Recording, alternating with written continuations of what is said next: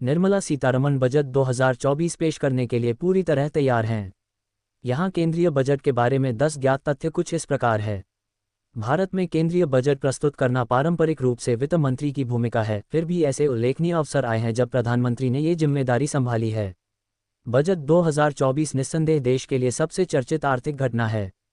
Budget 2024 से जुड़ी उम्मीदें चारों ओर फैल रही हैं और सभी की निगाहें 23 जुलाई पर टिकी हैं, जब वित्त मंत्री निर्मला सीतारमण बजट पेश करेंगी।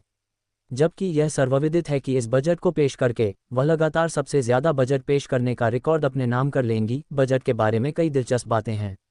यहाँ 10 तथ्य कुछ इस प्रकार हैं। 1. बजट परंपरा। भारत में बजट पेश करने की परंपरा बहुत पुरानी है और इसकी शुरुआत 19वीं सदी से हुई है।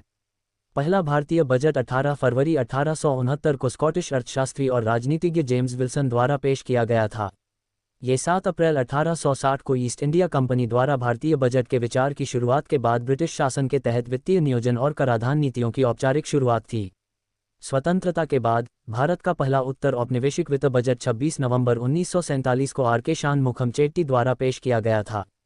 औपनिवेशिक युग की प्रथाओं से अलग गणतंत्र के रूप में भारत का पहला बजट 28 फरवरी 1950 को जॉन मथाई द्वारा पेश किया गया था, जिसने स्वतंत्र भारत में आधुनिक बजटीय प्रथाओं के लिए मंच तैयार किया। 2. ब्रीफकेस परंपरा। लघु लेख प्रविष्टि केंद्रीय बजट के सबसे प्रतिष्ठित प्रतीकों में से एक है। बजट के दिन वित्त मंत्री द्वारा उठाया जाने वाला ब्रीफकेस, ये परंपरा औपनिवेशिक काल से चली आ रही है। 2019 में अंतरिम बजट पेश करने वाले पीयूष गोयल सूटकेस लेकर चलने वाले आखिरी वित्त मंत्री थे। उसके बाद निर्मला सीतारमण ने अपने पहले बजट भाषण में बहीखाता अवधारणा पेश की, जिसमें उन्होंने कहा कि ब्रिटिश हैंगओवर से बाहर निकलने का ये सही समय है। कोविड के बाद के परिदृश्य में भारत लगातार डिजिटल बजट की ओर बढ़ रहा है। 3. हलवा समारोह। केंद्रीय बजट दस्तावेज की छपाई शुरू होने से पहले वित्त मंत्रालय में हलवा समारोह नामक एक रस्म होती है। हलवा एक मीठा व्यंजन तैयार किया जाता है और बजट बनाने की प्रक्रिया में शामिल सभी लोगों को परोसा जाता है, जो लॉक इन अवधि की शुरुआत का संकेत देता है, जब लीक को रोकने के लिए अधिकारियों को अलग रखा जाता है। 4. बजट का समय। केंद्रीय बजट को शाम 5 बजे पेश करने की लंबे समय से चली आ रही औपनिवेशिक परंपरा को अटल बिहारी वाजपेयी की सरकार ने तोड़ दिया, जब तत्कालीन वित्त मंत्री यशवंत सिन्हा ने सुबह 11 बजे बजट पेश किया। तब से लेकर अब तक सभी सरकारें सुबह 11 बजे ही बजट पेश करती रही हैं। 5. बजट पेपर का रंग। हर साल बजट पेपर का रंग लाल और काले रंग के बीच बदलता रहता है। नियमित बजट के लिए लाल रंग और अंतरिम बजट के लिए काले रंग का इस्तेमाल किया जाता है। ये परंपरा औपनिवेशिक काल से चली आ रही है। 6. जीएसटी अपनाने का विचार। भारत में वस्तु एवं सेवा कर जीएसटी की अवधारणा 2017 में इसके औपचारिक रूप से लागू होने से पहले की है। हालांकि जीएसटी को पहली बार 1 जुलाई 2017 को तत्कालीन वित्त मंत्री अरुण जेटली द्वारा लागू किया गया था, लेकिन इसकी उत्पत्ति पहले के प्रस्तावों से हुई। जीएसटी को अपनाने का विचार सबसे पहले 2000 में अटल बिहारी वाजपेयी सरकार के कार्यकाल के दौरान सामने आया था।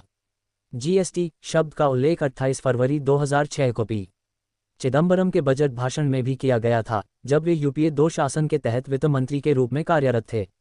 जीएसटी के प्रस्ताव के पीछे प्राथमिक उद्देश्य पूरे देश में एक एकीकृत कर व्यवस्था स्थापित करना था, जिसका उद्देश्य भारत की जटिल कराधान संरचना को सुव्यवस्थित और सरल बनाना था।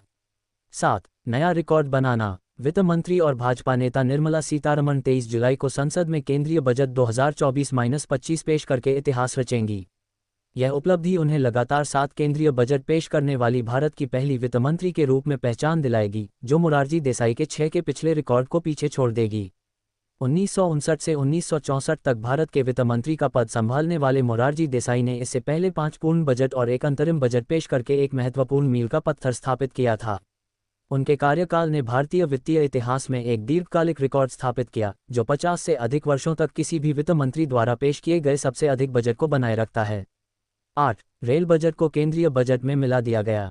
2017 में रेल बजट को केंद्रीय बजट में मिला दिया गया। तत्कालीन वित्त मंत्री अरुण जेटली द्वारा शुरू किए गए इस बदलाव ने बजट की पारंपरिक प्रस्तुति तिथि को फरवरी के अंत से 1 फरवरी तक स्थानांतरित कर दिया। इसका उद्देश्य बजटीय प्रक्रिया को सुव्यवस्थित करना, दक्षता बढ़ाना और रेलवे और भारतीय अर्थव्यवस्था दोनों के समग्र विकास को बढ़ावा देना था। 9. सबसे लंबे और सबसे छोटे भाषण। डॉक्टर मनमोहन सिंह का 1991 का बजट भाषण, जिसमें उन्होंने विक्टर ह्यूगो को उद्धृत किया था, 18,650 शब्दों का था। ये भाषण आर्थिक मामलों को संबोधित करने में अपनी गहराई और विस्तार के लिए प्रसिद्ध है। इसके विपरीत एच.एम. पटेल ने 1977 में अंतरिम बजट पेश करते समय रिकॉर्ड पर सबसे छोटा बजट भाषण दिया था, जिसमें 800 शब्द संक्षिप्त थे। यह न केवल विषय वस्तु में संक्षिप्त था, बल्कि इसने बजट भाषणों में संक्षिप्तता का रिकॉर्ड भी बनाया। बजट प्रस्तुतियों की अवधि की बात करें तो वित्त मंत्री निर्मला सीतारमण ने 1 फरवरी 2020 को दिए गए अपने 2020-21 के बजट भाषण के साथ एक उल्लेखनीय रिकॉर्ड बनाया। ये 2 घंटे और 42 मिनट तक चला। विभिन्न राजकोषीय उपायों और नीतियों के बारे में उनके व्यापक कवरेज के बावजूद समय की कमी के कारण उन्हें भाषण को अचानक समाप्त करना पड़ा और 2 पृष्ठ अधूरे रह गए। इसके विपरीत समय की दृष्टि से प्रणब मुखर्जी ने सबसे छोटा बजट भाषण दिया तथा 1982 में उनका भाषण काफ़ी संक्षिप्त था।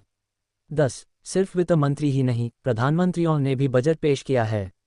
वैसे तो भारत में आम बजट पेश करना पारंपरिक रूप से वित्त मंत्री की भूमिका है, लेकिन ऐसे कई उल्लेखनीय अवसर रहे हैं जब प्रधानमंत्री ने ये जिम्मेदारी संभाली।